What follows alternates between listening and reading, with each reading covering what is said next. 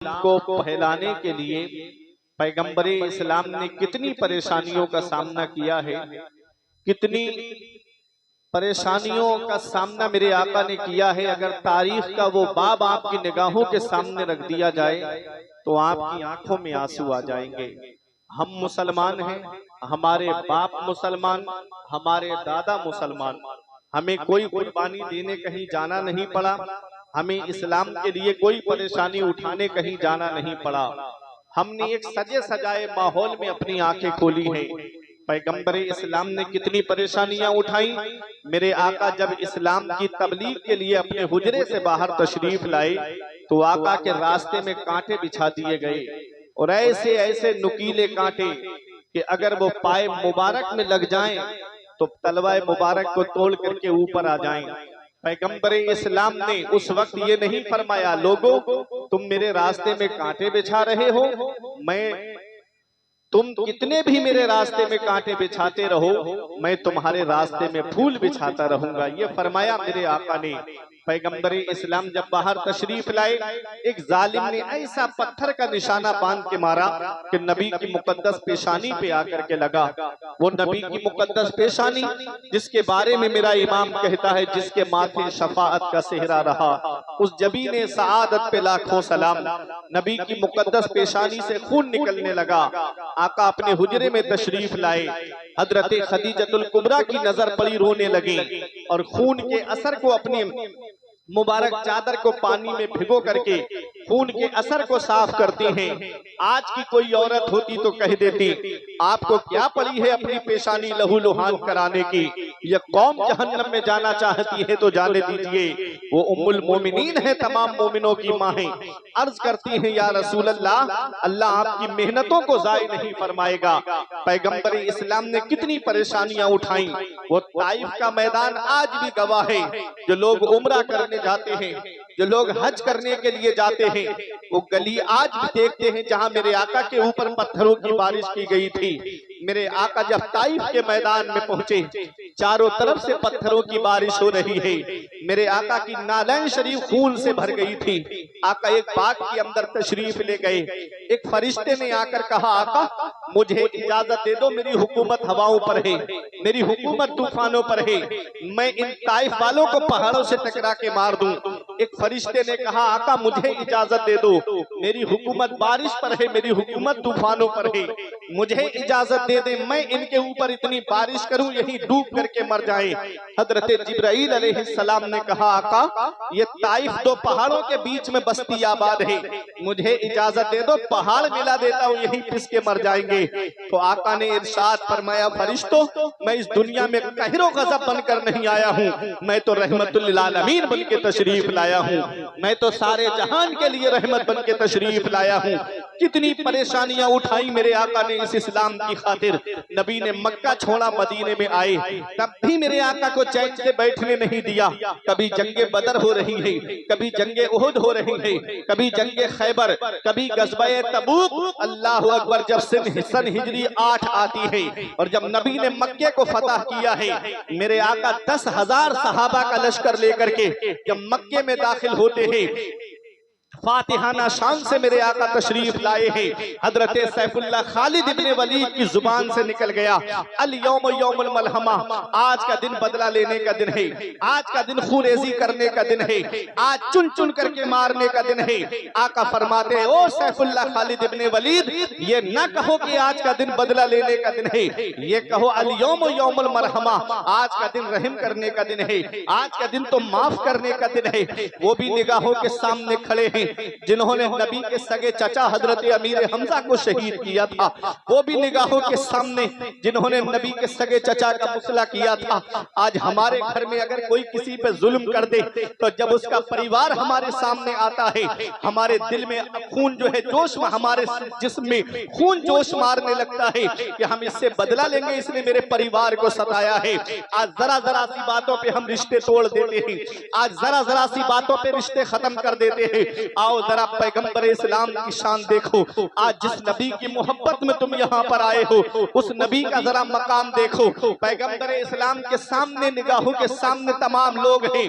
मेरे आका फरमाते, क्या सोचते हो मेरे बारे में? सबने एक जुबान होकर कहा था, आप करीम इब्ने करीम हैं, आप सखी इब्ने सखी हैं, हमने आपको करम करने वाला पाया है। आका इरशाद फरमाते हैं, आज मैं तुम सबसे वही कहूंगा जो मेरे भाई यूसुफ ने अपने भाइयों से कहा था, ला तसरीबा अलैकुमुल यौम, आज तुमसे कोई बदला नहीं लिया जाएगा। तुम सबके सब आजाद कर दिए गए हो, तुम सबके सब माफ कर दिए गए हो। आला हजरत की नजर पड़ी, बरेली से पुकार के कहते हैं, ये वही हैं जो बख्श देते हैं, ये वही हैं जो बख्श देते हैं। कौन इन जुर्मों पे सजा ना करे, दिल को उनसे खुदा जुदा ना करे, बेकसी लूट ले खुदा ना। ये मेरे नबी की शान है। पैगंबर इस्लाम ने इस इस्लाम को फैलाने के लिए कितनी परेशानियों का सामना किया। ऐ लोगों, जब ये इस्लाम दुनिया में फैल गया, सहाबाए किराम ने मशवरा किया था कि हमें जान मिली है नबी के सदक़े में, माल मिला है नबी के सदक़े में, औलाद मिली है नबी के सदक़े में। आका के घर में 2-2 महीने तक चूल्हा नहीं जलता है। हजरत आयशा सिद्दीक़ा रज़ी अल्लाह तआला अन्हा से पूछा गया, ऐ अम्मी जान जरा ये बताइए, उस वक्त जब आका दुनिया ज़ाहिरी से तशरीफ ले जा रहे थे तो उस वक्त चराग में जलाने के लिए तेल कहां से आया? हजरत आयशा सिद्दीका कहती हैं, उस वक्त तेल होता तो हम चराग में नहीं डालते बल्कि उसको पी जाते। ऐसा आलम रहा है। एक एक खजूर पे हजरत आयशा सिद्दीका कहती हैं, हम खजूर को खाते उसकी गुठली फेंकते नहीं थे बल्कि उसकी गुठली को रख लेते थे और उसमें नमक लगा करके चूस करके गुजारा करते थे। इससे ये मत समझ लेना कि पैगंबर इस्लाम जो है, मेरे आका हुजूर सल्लल्लाहु अलैहि वसल्लम किसी चीज के मालिक व मुख्तार नहीं थे। मेरे आका दोनों आलम के मालिक व मुख्तार हैं। आला हजरत फरमाते हैं, वो मालिक कौनैन हैं, वो पास कुछ रखते नहीं, 2 जहां की नेमतें हैं उनके खाली हाथ में। आका ने गरीबी को पसंद फरमाया है, आका ने गरीबी को महबूब फरमाया है। ऐ लोगों, सहाबा ने मशवरा किया, चलो आका की बारगाह में तोहफे लेकर चलते हैं। जब नजराना लेकर के आका की बारगाह में आए, आयत करीमा मेरे आका पे नाजिल होती है, कुल ला अस्अलुकुम अलैहि अजरा, ए मेरे महबूब अपने इन उम्मतियों से कह दो, जो इस्लाम मैंने तुम तक पहुंचाया है, जो दीन मैंने तुम तक पहुंचाया है, ला अस्अलुकुम अलैहि अजरा, मुझे उसका बदला नहीं चाहिए, मुझे उसकी कीमत नहीं चाहिए, मुझे उसका मुआवजा नहीं चाहिए। इल्लल मवद्दता फिल कुर्बा, तुम मुझे कुछ देना चाहते हो तो मेरे अहले बैत से मोहब्बत करो, मेरे घर वालों से मोहब्बत करो। वो अहले बैत कौन है? हजरत अब्दुल्ला इब्ने अब्बास रज़ी अल्लाह तआला अन्हुमा कहते हैं, आका वो आपके अहले बैत कौन है जिनकी मोहब्बत हमारे ऊपर वाजिब है? आका फरमाते, वो अली है, वो फातिमा है, वो हसन है, वो हुसैन है। क्या बात रज़ा उस चमनिस्ताने करम की, क्या बात रज़ा उस चमनिस्ताने करम की, ज़हरा है कली जिसमें हुसैन और हसन। कौन अहले बैत है? लोगों, अपना घर सबको प्यारा होता है, अपना वतन सबको प्यारा होता है, अपना मुल्क सबको प्यारा होता है। इस्लाम वो प्यारा मजहब है, इसने जब वतन की कुर्बानी मांगी तो सहाबा ने वतन को छोड़ दिया। इस इस्लाम ने माल की कुर्बानी मांगी, सहाबा ने माल कुर्बान कर दिया। इस इस्लाम ने औलाद की कुर्बानी मांगी, सहाबा ने औलाद कुर्बान कर दी। ऐ परेवा वैश्य वालों, तमाम की कुर्बानी को एक जगह जमा कर दिया जाए तो करबला में हुसैन की कुर्बानी का जलवा निगाहों के सामने आ जाए। कौन हुसैन है? हाँ ने हुसैन के नाम में 4 हर्फ हैं, हाँ, सीन, या, नून मिला के हुआ हुसैन। चारों हर्फ अलग अलग पैगाम दे रहे हैं। हाँ ने कहा हक वाला हुसैन, सीन ने कहा सजदे में सर कटाने वाला हुसैन, या ने कहा याद खुदा में मस्त रहने वाला हुसैन, नून ने कहा नाना की उम्मत को बचाने वाला हुसैन। हम जिए कैसे उस इंसान के जीने की तरह, खून भी अपना नहीं जिसके पसीने की तरह। जब से देखा है किताबों में हुसैनो मिन्नी, तो करबला भी मुझे लगता है मदीने की तरह। कौन हुसैन है? अपना घर सबको प्यारा होता है। इस इस्लाम ने जब वतन की कुर्बानी मांगी, कारी मोहम्मद अली फैजी साहिब किबला से अभी आपने कलाम सुना, मदीना बुला लीजिए। वतन भी कैसा प्यारा वतन, जिसके लिए 5 वक्त नमाजों में दुआ करते हैं, दिखा दे या इलाही वो मदीना कैसी बस्ती है। जहां पर रात दिन मौला तेरी रहमत बरसती है। वतन भी ऐसा प्यारा वतन, अल्लाह अकबर, जिसके बारे में आका फरमाते हैं जिससे हो सके मदीने में मरे तो वो मदीने ही में मरे, क्योंकि जो मदीने में मरेगा मैं उसकी शफाअत करूंगा। वतन भी कैसा प्यारा वतन, जिसके लिए आका फरमाते हैं मदीने की मिट्टी में शिफा है। अल्लामा हसन कहते हैं, न हो आराम जिस बीमार को सारे जमाने से, उठा ले जाए थोड़ी खाक उनके आस्ताने से। वतन भी कैसा प्यारा वतन, जिसके बारे में मेरे आका फरमाते हैं मंजारा कब्री वजबत लहू शफाअती, जिसने मेरी कब्र अनवर की जियारत कर ली उस पर मेरी शफाअत वाजिब हो गई। ऐसा प्यारा वतन हुसैन मदीना छोड़कर जा रहे हैं, वो भी मदीने की सरजमीन को हुसैन छोड़कर जा रहे हैं। नाना के रोजे पे आके कहते हैं, नाना मैं इस्लाम की कश्ती किनारे लगाने जा रहा हूँ, अपने नवासे का आखिरी सलाम कबूल करो। अपनी माँ फातिमा की तुरबत पे आए, अम्मी के रोजे पे सलाम करके आगे बढ़े, भाई हसन की तुरबत पे आए और भाई हसन की तुरबत को सलाम करके आगे बढ़े। और जब मेरा हुसैन मदीने से बाहर निकलने लगा तो मुड़ मुड़ के देख रहा था नाना के रोजे की तरफ, मुड़ मुड़ के देख रहा था नाना की तुरबत अतहर की तरफ। आज कारी मोहम्मद अली फैजी यहाँ बैठे हैं, कई बार गुंबद खजरा के जलवे देख कर आए हैं। फतेह मोहम्मद अलीमी साहब यहाँ बैठे हैं, इनसे आप पूछेंगे ये आपको बताएंगे या आपके यहाँ पर कितने लोग ऐसे होंगे जिन्होंने हज किया होगा या उम्रा किया होगा, जिन्होंने गुंबद खजरा के जलवे देखे होंगे। आदमी जब तक मक्के में रहता है घर बार की याद आती है, प्रॉपर्टी की भी कभी कभी याद आती है, लेकिन जब हाजी या उम्रा करने वाला मदीना पहुंचता है, एक बार गुंबद खजरा निगाहों के सामने आता है, दिल में इश्क रसूल का समंदर तलातुम खेज हो जाता है, नबी की मोहब्बत में गुम हो जाता है, नबी के इश्क में गुम हो जाता है। और उसके लबों पे यही होता है, सुबह हो तो कहता है मुस्तफा जाने रहमत पे लाखों सलाम, दोपहर हो तो कहता है काबे के बदरुद्दुजा तुम पे करोड़ों दुरूद, शाम हो तो कहता है या नबी सलाम अलैका। ऐ लोगों, नबी की मोहब्बत, अल्लाह अकबर, उनसे पूछिए इस वक्त जो वहाँ की हुकूमत है वो 8 दिन से ज्यादा मदीने में हाजी को या उम्रा करने वाले को रहने नहीं देती। 8 दिन कब पूरे हो जाते हैं पता भी नहीं चलता, 8 दिन कब निकल जाते हैं उसे एहसास भी नहीं होता। जब 8 दिन पूरे होते हैं तो कानों में एक आवाज आती है, फला तारीख में जो हाजी आए थे या उम्रा करने आए थे अब उन्हें मदीना छोड़ करके निकलना है। अल्लाह अकबर, कोई मदीने से मक्के के लिए आता है, कोई मदीने से डायरेक्ट घर के लिए आता है, वो आखिरी सलाम, वो अलविदाई सलाम। अल्लाह अकबर, एक आशिक से पूछिए जब गुंबद खतरा पे सलाम करने के लिए जाता है और जब आका के रोजे पे अलविदाई सलाम करके जब वापस होता है, सुनहरी जालियां पकड़ के कहता है मौला इस दयार में आने के लिए पूरी जिंदगी दुआ करता रहा, दिखा दे या इलाही वो मदीना कैसी बस्ती है जहाँ पर रात दिन मौला तेरी रहमत बरसती है। मौला गुंबद खजरा के जलवों में गुम हो गया, 8 दिन कब निकले मौला पता भी नहीं चला।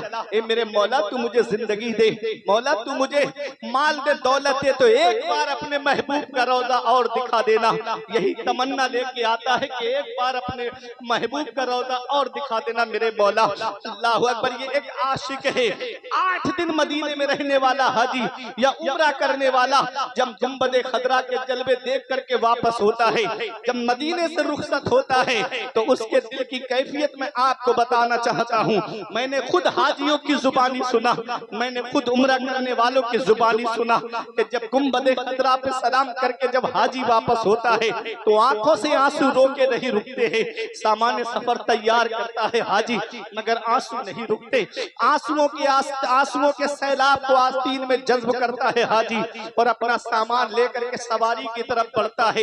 घंटों बैठ करके बसों में रोते हुए आशिकों को हमने देखा और सुना है। अल्लाह अकबर, जब तक फ्लाइट में बैठ करके रोता है आशिक। और शायर ने कहा था तैबा से लौटना किसी आशिक से पूछिए, तैबा से लौटना किसी आशिक से पूछिए, ऐसा लगा कि रूह बदन से निकल गई।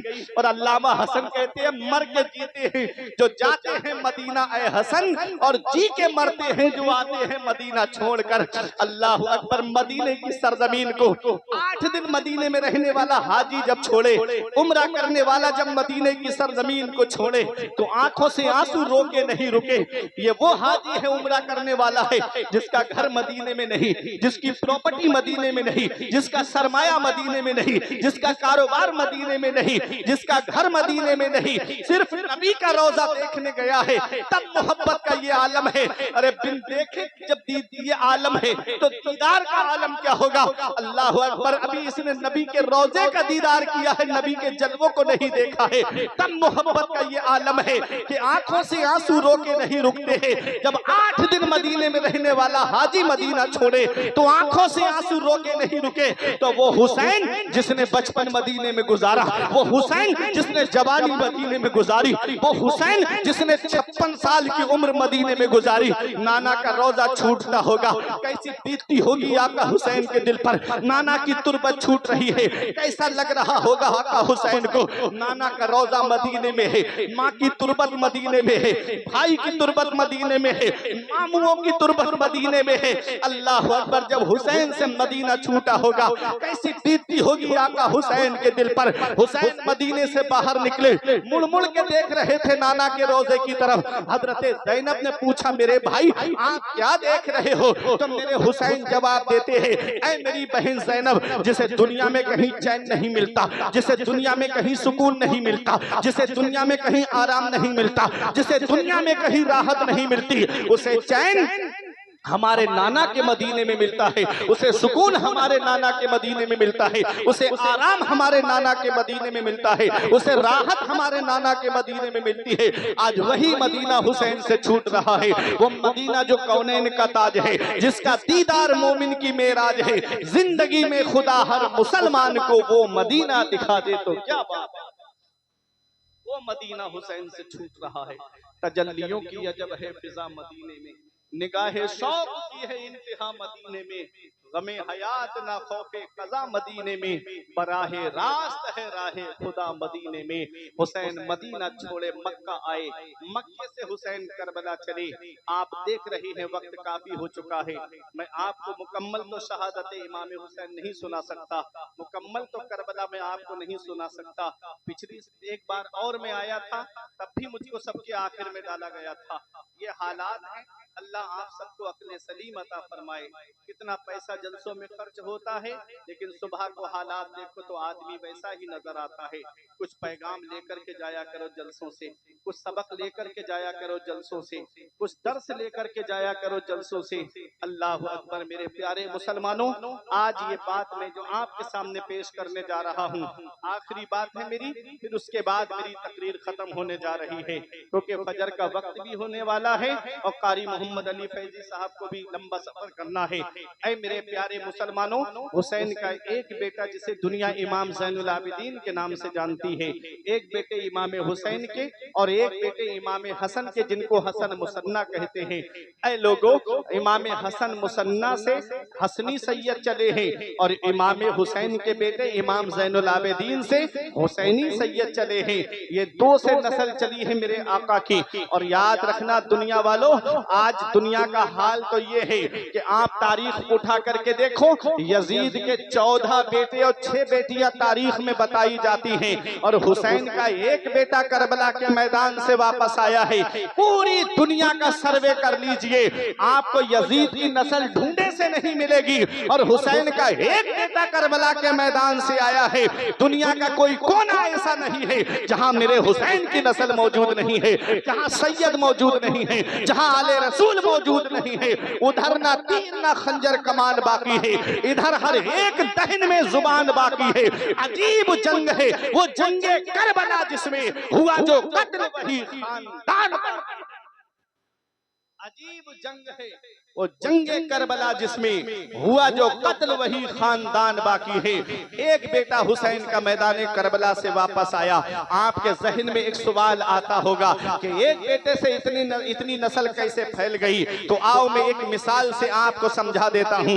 एक वो जानवर है जिसे बकरी या बकरा कहते हैं और एक वो जानवर है जिसे खिंजीर कहते हैं। वो एक बार में 12-13 बच्चों को जन्म देती है और बकरी 2 बच्चे 3 बच्चे 4 से ज्यादा मैंने नहीं सुने। और बकरा ईद के मौके पे कितने बकरे कुर्बान होते हैं, लाखों करोड़ों अरबों बकरे कुर्बान हो जाते हैं और उसकी कुर्बानी नहीं होती है। होना तो ये चाहिए था कि उस जानवर से जंगल भर जाते, होना तो ये चाहिए था कि वो जानवर हर जगह नजर आता, लेकिन उसकी नस्ल कहीं कहीं आपको नजर आएगी और बकरी और बकरा हर गली कूचे में आपको मिल जाएगा। क्यों? इसलिए कि बकरे को अल्लाह के नाम पे कुर्बान किया जाता है। जो अल्लाह के नाम पे कुर्बान होता है अल्लाह उसकी नस्ल को मिटाता नहीं है, अल्लाह उसकी नस्ल को बढ़ा देता है। करबला के मैदान में हुसैन ने जामे शहादत अपने रब के नाम पे नोश फरमाया है। अल्लाह ने हुसैन की नस्ल को खत्म नहीं किया, इतना बढ़ाया कि बगदाद में देखो तो मेरे हुसैन की नस्ल मौजूद है, अजमेर में देखो तो मेरे हुसैन की नस्ल मौजूद है, कलियर में देखो तो मेरे हुसैन की नस्ल मौजूद है, कि छौछा की सरजमीन पर देखो तो मेरे हुसैन की नस्ल मौजूद है, देवा की सरजमीन पर देखो तो मेरे हुसैन की नस्ल मौजूद है। आज पूरी दुनिया में सैयदों की शक्ल में मेरे हुसैन की नस्ल मौजूद है। हुसैन से जो मिली है उड़ान रखते हैं, हम अपने पांव तले आसमान रखते हैं। और यजीद जैसे भिखारी की हैसियत क्या है, हुसैन सबसे बड़ा खानदान रखते हैं। यजीद जैसे भिखारी की हैसियत क्या है, हुसैन सबसे बड़ा खानदान रखते हैं। एक बेटा हुसैन का मैदान करबला से वापस आया। उनकी मैं एक बात आपको बता दूं और अपनी जगह बैठ जाऊं। कौन इमाम ज़ैनुल आबिदीन है? करबला के वाक़े के बाद किसी ने इनको मुस्कुराते नहीं देखा। जब जब पानी सामने आता रोने लगते। करबला का मंजर निगाहों के सामने आ जाता। वो इमाम ज़ैनुल आबिदीन, एक बार उनके बेटे इमाम मोहम्मद बाकिर ने पूछा, अब्बा कभी तो जिंदगी का मोड़ एक ऐसा आता है कि लबों पे मुस्कुराहट आ जाती है, आप कभी नहीं मुस्कुराए? तो एक जवाब दिया था, बेटा जो मंजर मेरी आंखों ने देखा है अगर तू देख लेता तो तू भी कभी जिंदगी में नहीं मुस्कुराता। मैंने अपने जवान भाई के सीने में नेजा लगते हुए देखा, मैंने अपने बाबा के सर को नेजे पे बुलंद होते हुए देखा, मैंने अपने 6 माह के असगर के हल्क में तीर लगते हुए देखा। अल्लाह अकबर। जब इमाम ज़ैनुल आबिदीन मदीना वापस आए थे तो 2 काम किए थे आपने। एक आपने मदरसा खोला था और एक आपने लंगर खाना खोला था। मदरसे में नाना की हदीस का दर्स देते थे और लंगर पे भूखों को खाना खिलाते थे। लंगर पे आप भूखों को खाना खिलाते, प्यासों को पानी पिलाते। और नबी की हदीस पाक भी है, पूछा गया आका से, अय्यो अमलिन अफजलो या रसूल अल्लाह, या रसूल अल्लाह सबसे अफजल अमल क्या है? आका फरमाते हैं, तीबुल कलाम व इतआमुत तआम व इफशाहुस सलाम, मोहब्बत से बात करना, भूखों को खाना खिलाना और सलाम को आम करना, ये सबसे बेहतर अमल है। यही इमाम ज़ैनुल आबिदीन है। अल्लाह अकबर। मदीने शरीफ में तकरीबन 100 के करीब परिवार ऐसे थे जिनका टोटल खर्च इमाम ज़ैनुल आबिदीन उठाए हुए थे और किसी को नहीं पता था कि उनके घर पे खाना कौन पहुंचा देता है, ये राशन की किट कौन उनके घर पे पहुंचा देता है। आज अफसोस होता है अगर हम मस्जिद में 10 रुपए भी देते हैं तो पहले